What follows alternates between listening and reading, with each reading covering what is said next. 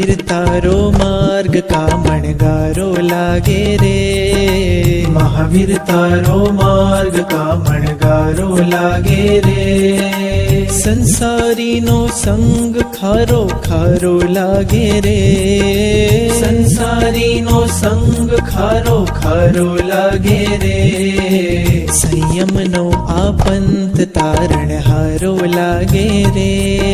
संयम नो आपंत तारण हारो लागे रे। सद्गुरु नो संग एक ज साचो लागे रे। सद्गुरु नो संग एक ज साचो लागे रे।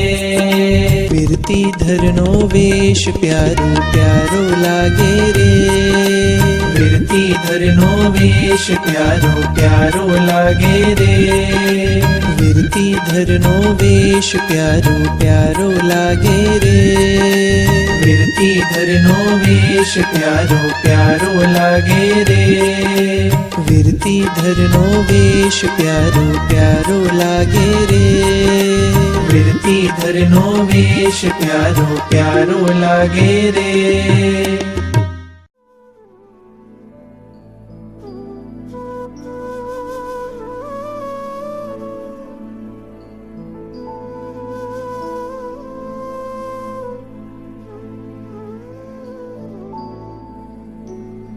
आइए करते हैं दीक्षार्थियों से कुछ सवाल जवाब। दीक्षा लेने के फैसले से पहले आपकी ज़िंदगी के बारे में बताइए। प्रणाम, जय जिनेंद्र। दीक्षा लेने का डिसीजन तो मैंने 2 से 2.5 साल पहले लिया। 2 से 2.5 साल पहले मैंने सिर्फ सोचा, पर उसके दीक्षा के लेने ये डिसीजन के पहले की लाइफ के बारे में बताऊं तो दूर दूर तक मुझे ऐसा दिख नहीं रहा था कि मैं कभी दीक्षा लेने की सोचूंगा या फिर ऐसा डिसीजन लूंगा। बचपन से लेके मैंने जब इंजीनियरिंग की पढ़ाई की तब तक मैंने 7 से 8 स्कूल चेंज किए और 6 से 7 जगहों पर हम अलग अलग जगहों पर गए, क्योंकि because of my father is working in a government job, so उनकी ट्रांसफर होती रहती थी, इसलिए हमें काफ़ी जगहों पर जाना पड़ा। इसके लिए सब एक्सपीरियंस भी हुआ, अलग अलग जगहों पे अलग अलग लोग मिलते थे, तो उनका भी सब नेचर जानने को मिला कि दुनिया में क्या है क्या नहीं है, वो सब भी जानने को मिला। उसके बाद 10th और 12th साइंस की एग्जाम के बाद मैंने, सब लोग रूटीन करते हैं ऐसे ही, इंजीनियरिंग की फील्ड सिलेक्ट की। इंजीनियरिंग के 3 साल तक भी दीक्षा के बारे में ऐसा कुछ नहीं था। रेगुलर रूटीन जो इंजीनियरिंग के स्टूडेंट कैसा करते हैं ऐसे ही हम क्लास बंक करते थे, कभी कभी लेक्चर बंक करके मूवी देखने जाते थे, रेस्टोरेंट में जाते थे, या फिर कभी कभी घूमने चले जाते थे। तब भी कुछ नहीं था, मतलब हमारे कह सकते ना कि हमारे घर में ऐसा धर्म नाम का था, थोड़ा बहुत था। हम पूजा करते थे या फिर पर्यूषण में 8-10 दिन हम पालीताना रेगुलर जाते थे। तो ये सब कोई निमित्त मिले। उसके पहले 5वीं 6ठी कक्षा में अहमदाबाद में एक इंस्टीट्यूट है, तपोन संस्कारपीठ विद्यालय करके इंस्टीट्यूट है, उसमें मैं 2 साल पढ़ा।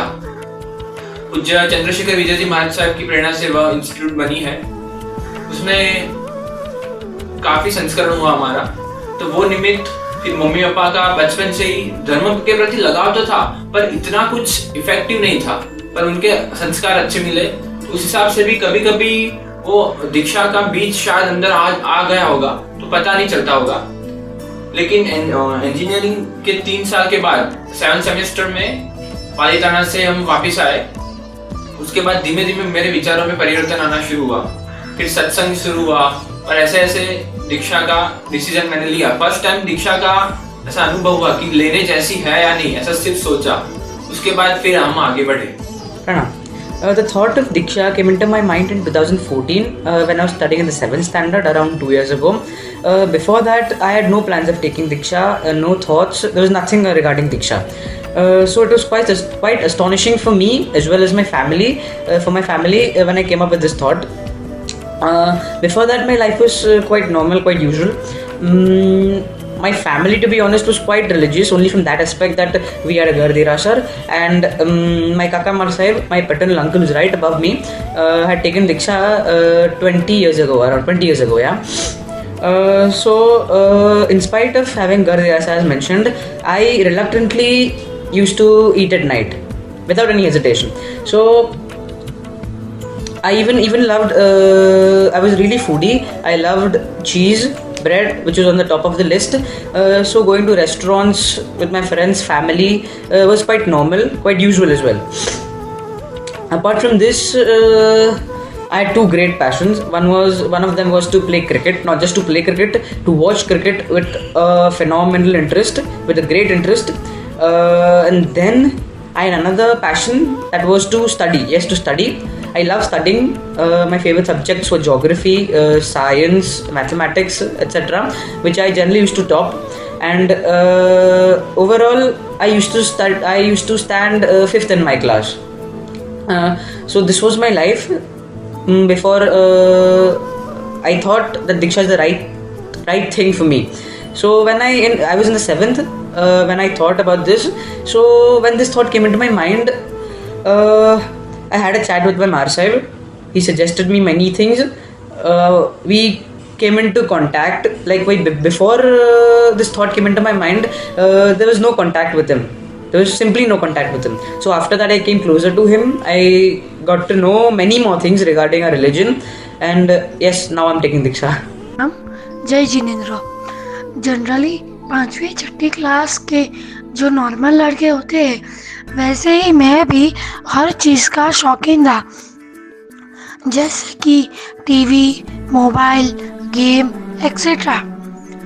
और पेरेंट्स को खुद का बच्चा कोई फील्ड में आगे बढ़े ऐसी तमन्ना होती है। वैसे ही मेरे पेरेंट्स ने मुझे अलग अलग एक्टिविटी में मैं आगे बढ़ूं, इसलिए उन्होंने म्यूज़िक, फुटबॉल, स्विमिंग, डांस आदि क्लास ज्वाइन करवाए। 5वीं या 6ठी क्लास तक मैंने इन सभी एक्टिविटीज़ में पार्ट लिया और मैं भी एक नॉर्मल स्टूडेंट की टिपिकल लाइफ जी रहा था। जब आपने दीक्षा लेने का निर्णय किया तो सबसे पहले आपके मन में क्या विचार आया? दीक्षा का निर्णय करते समय सबसे पहले तो ये विचार आया कि भाई इतने सारे लोग दीक्षा क्यों लेते हैं, दीक्षा लेने के पीछे रीजन कौन सा है। ये सब विचार मेरे भी मन में आए थे कि फिर दीक्षा लेने के बाद वहाँ की दिनचर्या क्या होगी, दीक्षा लेने के बाद का रूटीन क्या होगा हमारा। फिर और एक क्वेश्चन आया कि आज के ऐसे लेटेस्ट टेक्नोलॉजी के ज़माने को छोड़कर ऐसी वहाँ की लाइफ जीने का क्या फ़ायदा है, वो सब भी विचार आया था। फिर अभी इतने एजुकेटेड लोग लेते हैं, फिर इतने वेल सेटल लोग अपने पैसे को छोड़कर वहाँ पे दीक्षा ले लेते हैं, ये भी क्वेश्चन आया था। और मेन एक क्वेश्चन भी आया था कि यहाँ पूरी फैमिली, फ्रेंड्स, ये हमारा जो ग्रुप बना होता है उनसे इतना लगाव होता है, मम्मी पापा से, बहन से और फ्रेंड सर्कल से इतना लगाव होता है, उन सबको छोड़कर वहाँ जाने का रीज़न क्या है, ये सब क्वेश्चन लेकर मैं भी महाराज साहब को मिलने गया था, साधु महाराज साहब को मिलने गया था। ये सब क्वेश्चन इनको सॉल्व करते करते काफ़ी टाइम लगा। इन सब का आंसर थोड़ा हैवी है, मतलब वो सब भी सॉल्व करते काफ़ी टाइम लगा। पर उसके बाद ये मैंने भी डिसीजन लिया कि ये सब तो जो है यहाँ का संसार का सुख तो ये परमानेंट नहीं है, कोई कुछ एक भी चीज़ का सुख परमानेंट नहीं है, कोई भी हैप्पीनेस जो है वो परमानेंट नहीं है। फिर उसके बाद मैंने ये डिसीजन लिया कि वहाँ की ये आध्यात्मिकता वाली लाइफ, यानी कि स्पिरिचुअल लाइफ में मुझे जीने की इच्छा हुई, तो इसलिए मैंने दीक्षा का निर्णय लिया। दीक्षा का ये निर्णय के वक्त प्रभुवीर का जो शासन हमें मिला है, जैन कुल मिला है, उसमें मैं उनको प्रभुवीर के ये पाठ परंपरा को संपूर्णतः समर्पित होकर दीक्षा का जो ये लाइफ, दीक्षा की ये दिनचर्या एकदम व्यवस्थित रूप से पालूं और अच्छे से अच्छा संयम पालूं, यही मैंने दीक्षा के निर्णय के टाइम यही मैंने सोचा था। When I came up with this thought of taking Diksha, I was quite firm with my decision. But alongside there were many thoughts going through my mind, as in, would I be able to leave all the worldly pleasures of life? Would I be able to give up all my passions? Would I be able to leave my family, my friends and all that? And most important, that would I be able to do all those things what Mahara Sahib does? This were the things that were going through my mind. And one more thing, that what if I feel like returning back after taking Diksha? That's just simply not possible. So these were the things that were continuously hammering my mind when I thought that yes, I want to take Diksha. Thank you. दीक्षा लेने का जब मैंने सबसे पहली बार सोचा, तब दीक्षा के बाद मेरा तो आत्मकल्याण करना ही है, लेकिन साथ में संसार के सभी जीवों को अभयदान देने की संतुष्टि होने वाली थी, और साथ साथ जिन सत्संग का भी नाम गौरव हो, ऐसा कुछ कर दिखाने की भावना हुई। आपके जीवन में वो कौन सा मोड़ आया, टर्निंग पॉइंट जिसे कहते हैं, जिससे आपने दीक्षा लेने का निर्णय लिया? दीक्षा का टर्निंग पॉइंट वैसे गिनने जाओ तो मेरी लाइफ में बहुत सारे अलग अलग मोड है। 3-4 पॉइंट हम गिन सकते हैं। पुस्तक का वांचन, प्रवचन, और उसके बाद एक गिनने जाओ तो कल्याण मित्र की भूमिका मेरे जीवन में बहुत महत्वपूर्ण थी। उसमें मैं तो सबसे ज़्यादा भार देता हूँ कल्याण मित्र और व्याख्यान पे, मीन्स के प्रवचन पे। मैं तो कहता हूँ हर एक व्यक्ति को प्रवचन इतने जबरदस्त हमारे साधु साधु महाराज सब करते हैं, सुनने ही चाहिए। उनकी जो प्रवचन शैली होती है उसमें हम इतने भावुक हो जाते हैं कि, और एकदम साइंटिफिक वे से वो लोग समझाते हैं कि दीक्षा का महत्व क्या है। उसके बाद जो पढ़ाई शुरू होती है जैनोलॉजी की, वो तो मार्वलेस है, पर ये जो व्याख्यान में समझाते हैं ना, वो तो जबरदस्त होता है। मेरा भी यही टर्निंग पॉइंट गिन सकते हैं। उसके पहले गिनने जाओ तो मैं तपोवन में पढ़ता था, तो उसमें 2 साल का वहाँ पे अभ्यास किया, तो वो सिंचन गिनो, फिर मम्मी पापा के अच्छे संस्कार का सिंचन गिनो, वो सब भी एक टर्निंग पॉइंट हो सकता है।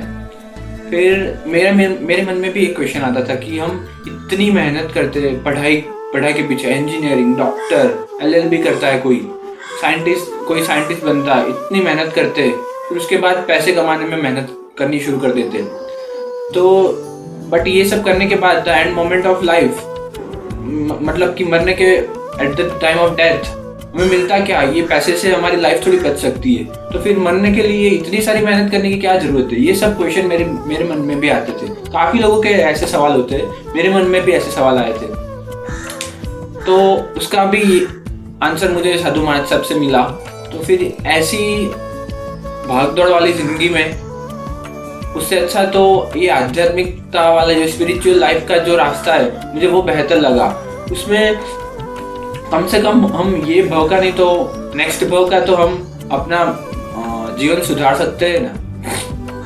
और उसके बाद मैंने जैनोलॉजी और जैनिज्म का अभ्यास शुरू किया। उसमें तो मुझे इतना सारा समझने को मिला है कि ये मैंने इंजीनियरिंग किया, उसके बाद ये सब पढ़ाई में देखता हूँ डॉक्टर लोग पागल की तरह मेहनत करते हैं, फिर साइंटिस्ट लोग मेहनत करते हैं, पर ये पढ़ाई जैनिज्म की तो साइंटिस्ट को भी पीछे छोड़ दे, ऐसी पढ़ाई मैंने देखी है।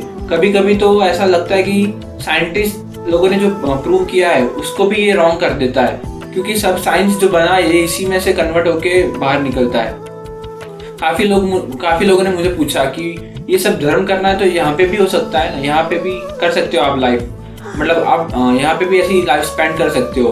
पर ये लोग ऐसे ही लोग कहते थे मुझे कि जिसको दुख सहन करने की शक्ति नहीं है और सुख में जिनको जीवन पूरा गुजारना है, ये लोग ही ऐसी सलाह मुझे देते थे।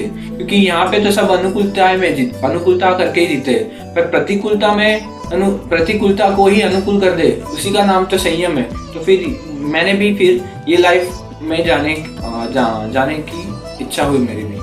Pranam. The turning point of my life which made me feel that yes, I should take Diksha was just because of a stavan, and that too just 2 lines of a stavan which said that Prabhu Maru Ayushya Gat Tu Jaye Mari Jaki Kyare Thai, which means that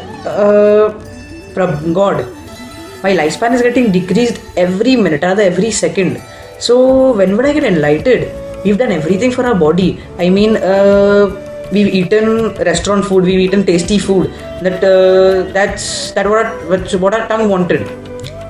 We've heard good songs for our ears. We watched movies which our eyes were demanding. So we've done everything that pleases our body. So what have we done for a soul? And that to all these things, watching movies, eating restaurant food, eating good food, hearing song, all that was transitory. But getting enlightened was permanent. That's going to stay forever with you. So this made me feel, this was encouraging me, this hammering me rather, and that yes, I should take Diksha. And so because of that, yes, I am taking Diksha now. Thank you. आपकी life में कोई अच्छे stage तक पहुंचने के लिए कोई ना कोई टर्निंग पॉइंट तो होता ही है। वैसे ही मेरी लाइफ में भी जब एक बार हमारे श्री संघ में पूज्य उपन्यास राजपद्म विजय महाराज साहिब पधारे और उनका चातुर्मास हुआ, उस चातुर्मास में मैं उनके साथ कुछ वक्त जैनिज़्म के कुछ सूत्र पढ़ने जाता था। उसी टाइम में मेरे कुछ दोस्तों के साथ मैं साधु जीवन में सब क्या करते हैं, साधु जीवन में क्या दिनचर्या होती है, उसके एक्सपीरियंस के लिए कुछ वक्त उनके साथ रहने गया और 45 दिन के औषध करके उपदान किया। उसी 45 दिनों में मेरे मन में दीक्षा के प्रति कुछ फीलिंग्स आई। साधु भगवंत से आत्मीयता दृढ़ हुई और दीक्षा लेने के भावों की वृद्धि हुई। और उसी दिनों में साधु भगवंत से उतना तो सीखने को मिला ही गया कि अच्छा दिखने के लिए शायद पैसे की ज़रूरत पड़ेगी, लेकिन अच्छे और सच्चे बनने के लिए तो सिर्फ संयम की ही आवश्यकता होगी। आपने अपने माता पिता से दीक्षा लेने के लिए आज्ञा कैसे ली और उन्होंने पहली बार ये सब सुनने के बाद क्या प्रतिक्रिया दी? सबसे पहले तो जब दीक्षा का मन में ख्याल आया तो 4-5-6 दिन तक तो मैंने किसी से ये बात ही नहीं की थी। उसके बाद मैंने सबसे पहले पापा को बताया कि मेरी इच्छा है ऐसी दीक्षा लेने की। तब तो इतना मतलब एकदम अंदर से नहीं था कि मुझे कंफर्म लेना ही है, पर थोड़ी इच्छा थी। तो पापा ने बोला ये बहुत अच्छी बात है, क्योंकि मेरी मम्मी और पापा दोनों की फैमिली में दूर दूर तक किसी ने दीक्षा नहीं ली है, और ये ऐसा सिर्फ ख्याल ही मेरे मन में आया। तो पापा ने बोला ये तो बहुत अच्छी बात है कि इतने अच्छे भी विचार आपको आते हैं। उसके बाद पापा ने बोला कि एक बार अभी तो एग्जाम दे दो, फिर देखते हैं हम क्या करते हैं। तो मैंने मिड टर्म की एग्जाम खत्म की। उसके बाद मैं 8-10 दिन महाराज साहब को मिलने गया, रोज जाता 2-3 घंटे। तो वहाँ भी यही महाराज साहब ने तो जो मेरे क्लासमेट थे ना, वो महाराज साहब थे। मतलब मैं जब तपोर में पढ़ता था तो वो 5वीं-6ठी क्लास कक्षा में मेरे साथ पढ़ते थे, वो अभी महाराज साहब है, उनको मिलने जाता था। फिर एक आध महीने के बाद मैंने मम्मी को ये बात बताई। सबसे पहले मैंने मम्मी को ऐसे डायरेक्टली नहीं बताया, इनडायरेक्टली बात की कि मम्मी मैं अगर दीक्षा ले लूँ तो मतलब क्या रिएक्शन होगा आपका। तो मम्मी ने यही जवाब दिया कि ये तो बहुत अच्छा रास्ता है, इसमें कोई दिक्कत नहीं है, अच्छा मार्ग है, इसमें आप आगे बढ़ो तो मुझे भी कोई दिक्कत नहीं है। क्योंकि मम्मी को तब ऐसा नहीं था कि मैं कंफर्म हूँ, मम्मी को ऐसा ही लग रहा था कि ये तो मैं ऐसे ही सिर्फ मजाक की बात कर रहा हूँ। फिर एक 2 दिन में मैं मम्मी को महाराज साहब के पास मिलने लेके गया। तो मम्मी तो एकदम शॉक हो गई कि ये तो तू सीरियसली बात कर रहा है। तो भी तभी भी मम्मी ने ऐसा ही मतलब पॉजिटिव ही थी मम्मी, अच्छा ही रिएक्शन दिया था कि ठीक है तू आगे बढ़े तो मुझे कोई प्रॉब्लम नहीं, तब तो ऐसा ही बोला था। उसके बाद 8-10 महीने तो फिर कुछ नहीं रहा, मतलब मैं भी वापस इंजीनियरिंग कंप्लीट करने में रह गया। फिर एक बार ख़त्म हुई, उसके बाद मुझे फिर और इच्छा हुई कि अभी मुझे आगे मतलब महाराज सर के पास रहना है या फिर ट्रेनिंग करने के लिए जाना है। तो फिर मैं वापस 1 महीने बारडोली महाराज सर के पास रहने गया, गुणहंस विजय जी महाराज सर के पास बारडोली में 1 महीना रुका। उसके बाद उनका चेन्नई की तरफ विहार था, तो उनके साथ भी मुझे जुड़ने की इच्छा थी। तो ये सब बात मैंने घर पे रजुआत की। घर में सिर्फ मम्मी पापा और बहन को ही पता था, बाकी किसी को हमने जानने नहीं दिया था ये बात। किसी को पता भी नहीं था कि हम बारडोली से चेन्नई का विहार कर रहे 1500 से 1600 किलोमीटर का, वो भी किसी को नहीं पता था।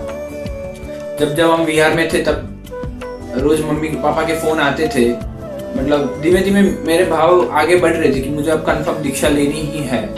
तब मतलब पहले तो जब मैंने बात की थी मम्मी पापा से तब तो उन्होंने मतलब पॉजिटिवली बोला था, पर धीमे धीमे उनको लगा कि अब तो ये मतलब लड़का चला ही जाएगा। कि पुत्र के प्रति जो मोह होता है वो भी उनको मतलब ऑब्वियस है कि वो रहेगा। तब वो थोड़ी ढिलास उनमें आई और लगा कि नहीं तू अभी मत जा, बाद में जाएगा, या फिर अभी मेरी एक बहन ही है तो उसकी शादी हो जाए उसके बाद जाए। ऐसा ये सब बातें चली। एक या 1.25 साल तक ये सब चला। उनकी उत्तमता गिनो या मेरा नसीब गिनो, आखिर में उन्होंने एकदम पॉजिटिवली और एकदम खुशी से हाँ बोली है। और ये मेरे नसीब ही है कि मुझे ऐसे उत्तम माता पिता मिले। अब तो माता पिता भी नहीं, रत्न कुक्षी माता पिता मैं उनको कह सकता हूँ। उनका ये आशीर्वाद मैं कभी नहीं चुका, ऋण मतलब उनका ये ऋण कभी नहीं अदा कर सकूंगा कि एक ही लड़का है उसको भी दीक्षा दे देते। उन्होंने अपनी पिछली जिंदगी के बारे में कुछ नहीं सोचा, पर मुझे जो करना था, मुझे ये संयम मार्ग में कोई भी अड़चन ना आए उसके लिए उन्होंने अपनी तरफ से हाँ कह दी। तो उनका आशीर्वाद है मेरे पे। When this thought came into my mind that yes, I want to take Diksha, and those 2-3 days, I didn't feel like talking to anyone. I was just contemplating how do I tell it to my parents. So I just thought to write it on a piece of paper and give it to them. So I did that, and when I handed over to them, their response was really unexpected.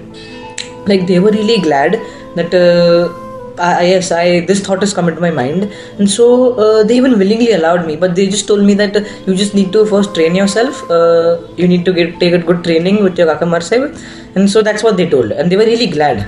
So they never stopped me like you shouldn't take this or you shouldn't do this like that. So that's it. Thank you.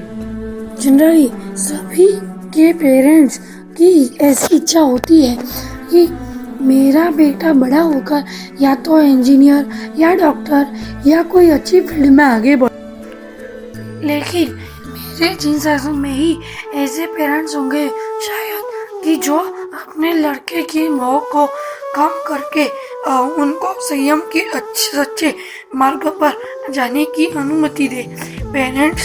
मेरे parents की जो तो पहले से ही भावना थी कि मैं इस अनंत काल से चल रहे संसार को छोड़कर संयम के मुक्ति पंथ पर प्रयाण करूं। जब मैंने सबसे पहली बार दीक्षा की बात घर में रखी तो मेरे पेरेंट्स बहुत ही खुश हो गए और उन्होंने अपनी पिछली लाइफ का न सोचते हुए मेरे बबो अगर सफल होती हो ऐसा सोचकर और पूरे हर्षोल्लास से मुझे अनुमति दी।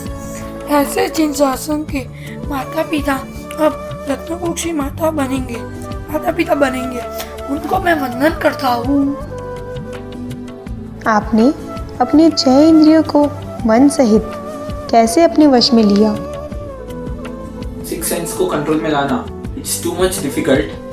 अभी तो हमको पता है कि हमारे कंट्रोल में 6 इंद्रियां है ही नहीं, पर मेरे हिसाब से संयम जीवन में अच्छा और सच्चा स्वाध्याय से अच्छे संयम का सिंचन होगा और अच्छे संयम के सिंचन से ही हमारा स्वभाव में परिवर्तन आएगा। और ये 3 चीज तभी पॉसिबल है जब हम अपने गुरु के प्रति संपूर्णतः समर्पित हो। Prana, when it comes to controlling your 5 senses and your mind, there weren't any much efforts put on by me, to be honest. But in my routine Mumbai life, I used to go to restaurants weekly. I used to go to watch movies with my friends, family. So that was the routine. But after that, when I felt like taking Diksha, and when I stayed with my Kaka Marsai, my Guru, my Param Pujya Gunanjivji Marsai, so there it was quite normal. Like I didn't feel like going to restaurants. I didn't feel like watching movies. All that what I did in my year at Mumbai. So it could only be the pure aura, the pure vibrations what you call, and even the blessings of my Dev and Guru Param Pujya Gunanjivji Marsai. So it has to be the blessings and the vibrations. Thank you. 6 इंद्रियों को वश में करना तो अभी बहुत बड़ी बात है, लेकिन अभी तो मैं अपने मन को मेरे गुरु को समर्पित करूंगा। आपके मुताबिक वैराग्य का अर्थ क्या है? बेसिकली वैराग्य का अर्थ देखने जाए तो संसार की छोटे से छोटी चीज पे से राग उठ जाना, मतलब उसमें से पूरा इंटरेस्ट हमारा चला जाना और सिर्फ हमारे आत्मा के ऊपर ही लक्ष्य रहना, उसको वैराग्य बोलते हैं। बाकी इतना ज्यादा मैं कैपेबल नहीं हूँ ये वर्ड को डिस्क्राइब करने के लिए। मैंने कुछ पुस्तकें पढ़ी है, पूज्य चंद्रशेखर विजय जी महाराज साहब की पुस्तक है, उनकी पहली किताब साधनानी पगदंडी है, फिर महाभिनिष्क्रमण, और कुछ प्रवचन भी सुने हैं। तो उसमें से ऐसा पता चलता है कि मैं मीन्स आपको एक एग्जाम्पल देता हूँ कि जैसे कि अभी मुझे मूवीज़ का बहुत शौक है, तो मेरी दीक्षा अभी नेक्स्ट मंथ है, तो बाहुबली मूवी मुझे बहुत पसंद आई थी, तो अभी उसका सेकंड पार्ट आने वाला है, तो उसके पहले ही मेरी दीक्षा हो जाने वाली है। तो ये मूवी के ऊपर जो मेरा राग है वो अभी कम नहीं हुआ है। मुझे अभी भी आया जाए तो मैं देख लूँ, ऐसा लगता है कि अभी मेरी दीक्षा से पहले अगर ये मूवी रिलीज हो जाए तो मैं अभी देख लूंगा ऐसा। तो इसको हम वैराग्य बोल सकते कि अगर मैं ये मूवी को छोड़ दूँ, या फिर ऐसी मैं क्रिकेट खेलता हूँ या फिर गेम खेलता हूँ कभी कभी, या फिर खाने पीने का जो शौक है उसके ऊपर से मेरा राग कम हो जाए, तब हम उसको वैराग्य बोल सकते हैं। Pranam. According to me, Vairagya is to consider your body and soul two different things. They are just two separate things altogether. For example, you go for a movie. First of all, you don't feel like going for a movie, but living in this life, in some cases, there are compulsion that you have to go for a movie. So, in that, your eyes, that's a part of your body, is getting involved in the act of watching a movie. But you shouldn't let your mind get affiliated with your body and the act. So that's vairagya according to me. For example, another example, you're in a restaurant, you've ordered a dish that's really delicious. So in that, you're eating the dish with your tongue, that's a part of your body. So your body again is getting involved, but you shouldn't let your mind get involved in it.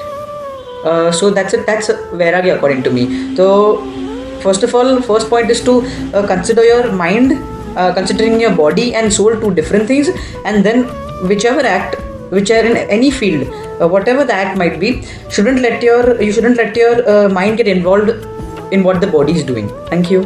वैराग्य में वही मतलब we, और we का मतलब होता है विशिष्ट राग और विगत राग, और उसका देखने जाएगा वो विशिष्ट राग संयम से और विगत राग संसार से। दीक्षा के लिए आपको किसने सबसे ज़्यादा प्रेरित किया? दीक्षा के लिए सबसे ज़्यादा मोटिवेशन मुझे 3 साल पहले पालीताना में विनीता नगरी एक बनी थी, जिसमें पूज्य गुण रत्न श्रीमान साहब का चातुर्मास था। वहाँ पे एक मूवी बताई गई थी, एक चीज़ मिलेगी वंडरफुल। तो उस मूवी में आत्मा के एग्जिस्टेंस का प्रूव करते वो लोग, तो वो मूवी मुझे बहुत अच्छी लगी थी। उसके बाद सेकंड, मेरे क्लासमेट जो थे पूज्य देवर्षि विजय जी महाराज सर, उनके साथ 8-10 दिन काफ़ी चर्चा हुई दीक्षा के लिए, तो वहाँ से उन्होंने काफ़ी मुझे प्रेरित किया। उसके बाद भव्य रत्न विजय जी महाराज साहब, जिनका संसारी नाम भंवरलाल था, उनकी दीक्षा मेरे घर के एकदम पास में ही थी। तो 3-4 दिन का जो उनका दीक्षा का फंक्शन था वो मैं रोज अटेंड करने जाता था, और वहाँ मतलब उनकी दीक्षा में मुझे बहुत स्पिरिट मिली, क्योंकि इतनी सारी संपत्ति को छोड़कर और इतनी उम्र में 60 इयर्स पे उन्होंने दीक्षा ली, और इतनी उम्र में भी वो दीक्षा के लिए सोचते हैं, तो वहाँ से मुझे बहुत इंस्पिरेशन मिला। उसके बाद जब मैं पूज्य गुणहंस विजय जी महाराज साहब, जो कि मेरे गुरुजी है, उनके साथ बारडोली से चेन्नई के विहार में ज्वाइन हो गया, तो वहाँ टोटल 5 महात्मा थे। तो बारडोली से चेन्नई में जैनों के घर या फिर जैनों की बस्ती बहुत कम आती थी, तो 5 महात्मा और हम 3-4 मुमुक्षु ही साथ में रहते थे। तो वहाँ पे हमारी रोज वाचना चलती थी, और शाम को प्रतिक्रमण के बाद साहब जी हमें सब समझाते थे, तो वहाँ पे एकलता हमें सब मिलती थी। इसलिए वहाँ पे एकदम वाचना में साहब जी ने वाचना से हमें बहुत प्रभावित किया था। और पूज्य न्याय रत्न विजय जी महाराज साहब, जिनकी मेरे पर बहुत कृपा है, क्योंकि उनके संयम की जो पालना है उसी से मैं बहुत प्रेरित हुआ हूँ। तो पूज्य न्याय रत्न महाराज साहब को देख के ही मैं मतलब बहुत मुझे इंस्पिरेशन मिली है। आपने गुरु का चयन करते समय किन बातों का ध्यान रखा और क्यों? कहते हैं ना कि सबकी लाइफ में गुरु की आवश्यकता तो होनी ही चाहिए, चाहे वो चीज संसारी हो या संयमी हो।